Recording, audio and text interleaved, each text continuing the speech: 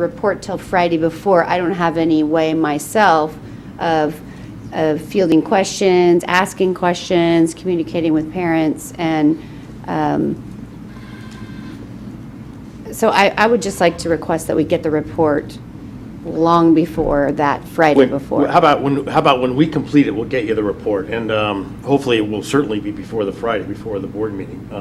I haven't talked with you about your timeline. I know you're busy doing a lot of things, so maybe I shouldn't speak for you, Mrs. Astarita, but I can say that the minute we're finished with it, we'll certainly send it to the entire board.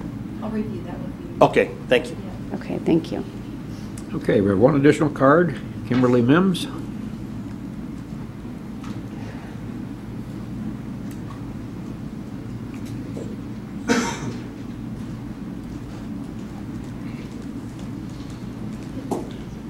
Good evening to everybody. I just want to thank you so much for everybody's time here today, and also having the pleasure of meeting Dr. Hubbard, and having your attention, and also Ms. Foley and all the other people here. I know you care about children, and I know you care about parents, and I know you care about your faculty and your staff and good teachers out there. I don't know if you recall, but I spoke back on June 14th.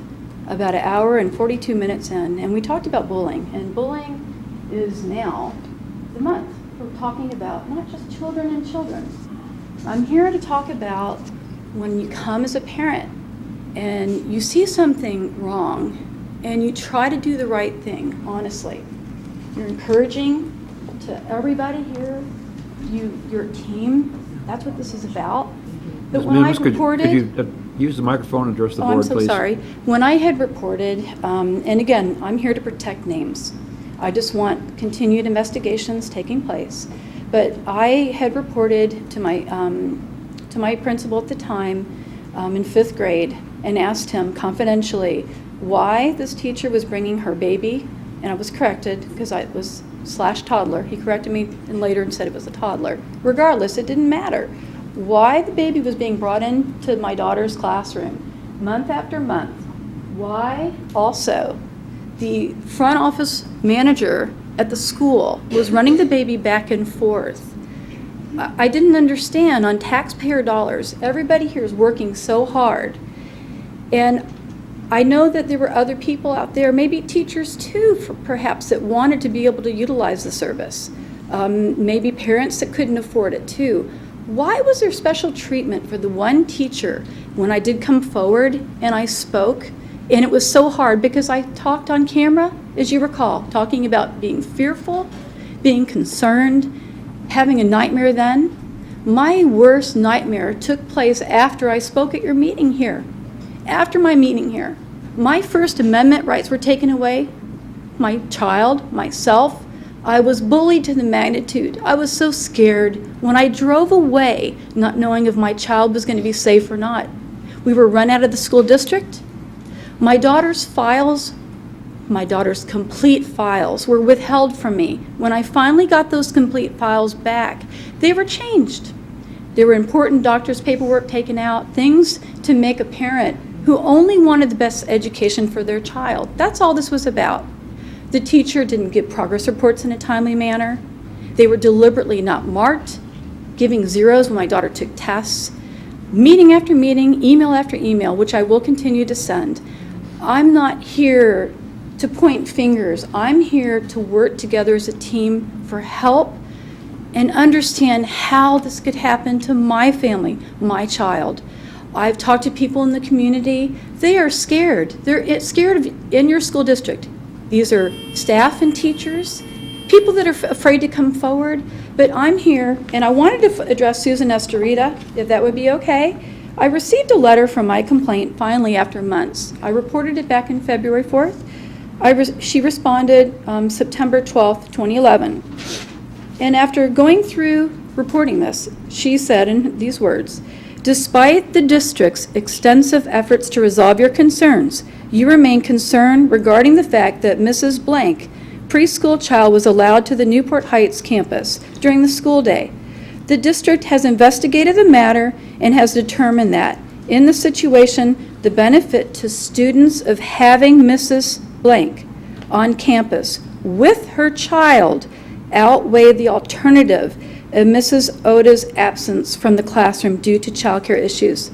All I would have wanted to know in my private confidential meeting with this principal was if there was special allowances for this teacher only.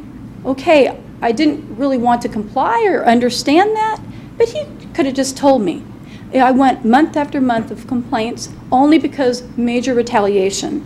In Mrs. Astarita's letter, it talks about the findings in response to my complaint allegations, which I'll discuss on another meeting if you're kind enough to give me that time, because I'm here to learn and grow and change bullying across the nation. It's not just in our school district.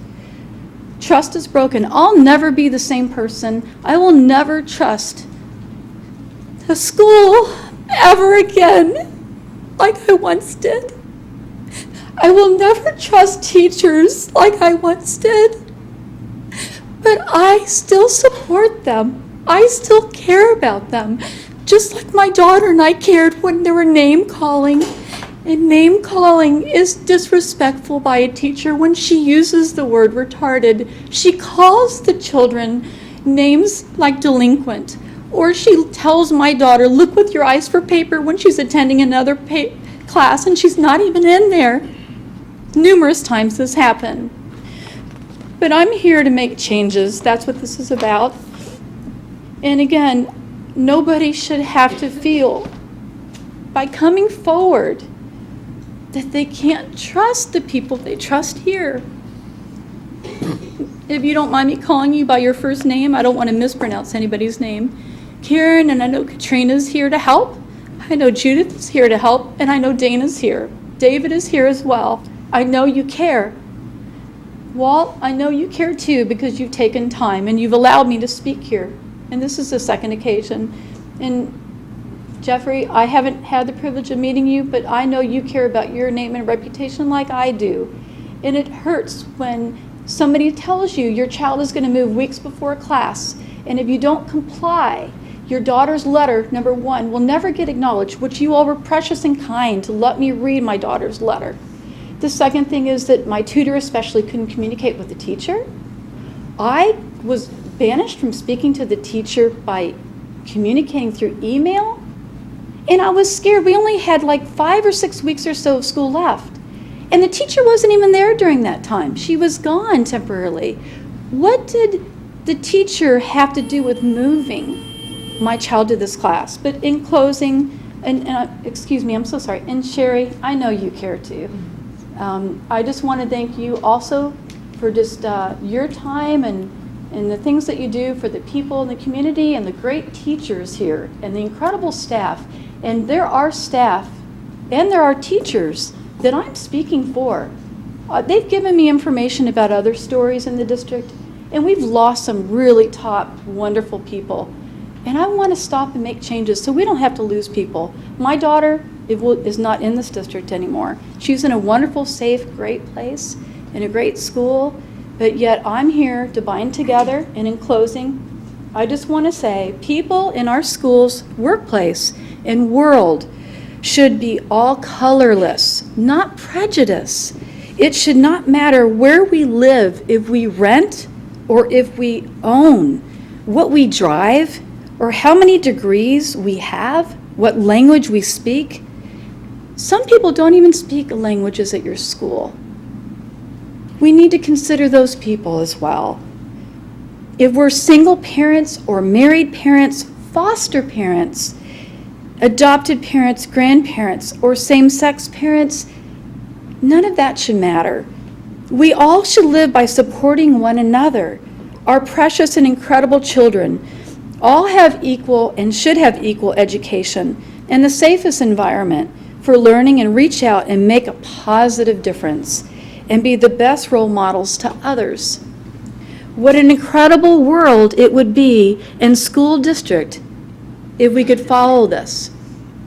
If we only did unto others the way we want to be treated, hopefully with dignity and respect at all times. And that's why I'm here today. And thank you for your time, and I appreciate you researching this further and helping me understand. Thank you so much. Thank you. Okay, we move on to the consent calendar. Okay, Black? all items listed under the consent calendar are considered by the board to be routine and will be enacted by the board in one motion. There will be no discussion of these items prior to the time the board votes on the motion unless members of the board, staff, or the public request specific items to be discussed and/or removed from the consent calendar. Move approval of the consent calendar as presented. Excuse me. Second. Okay, Ms. Foley? Yeah, I just wanted to pull one item